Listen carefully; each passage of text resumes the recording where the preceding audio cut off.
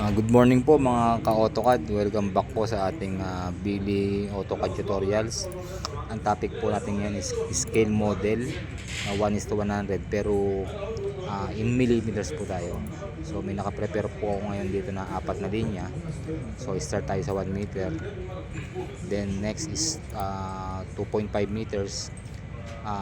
Dito po sa unit na millimeters, kung mapapansin nyo is yung 5 meters is 5,000 ang in-enter natin, and then next naman sa 10 meters is 10,000.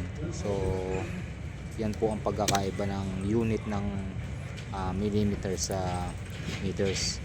Mag-enter po tayo dito, mag-enter tayo ng line. Kung mapapansin nyo is 1 meter 1,000 ang in-enter ko, since naka millimeter po ang unit na ginamit natin dito sa topic natin. Bali may naka-prepared na po ako dito sa paper space or sa layout. Same lang before nung sa tutorial natin ng 1:100 na in meters naman ang unit. So dito same lang nung paper size na A4 yung ginawa natin.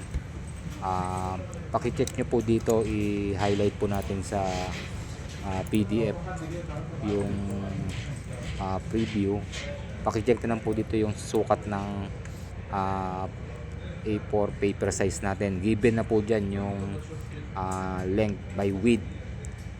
Scale po natin dyan is 1:100, pero millimeters po ang unit natin.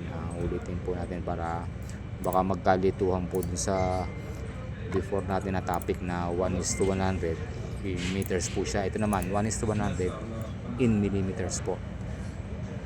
So dito same lang po ng sukat ng papel sa A4. Ang kaibahan nga lang dito yung kinostomize natin na scale na pang 1:100 siya pero millimeter. Kung mapapansin nyo, 1 paper unit is equivalent to 100 drawing unit.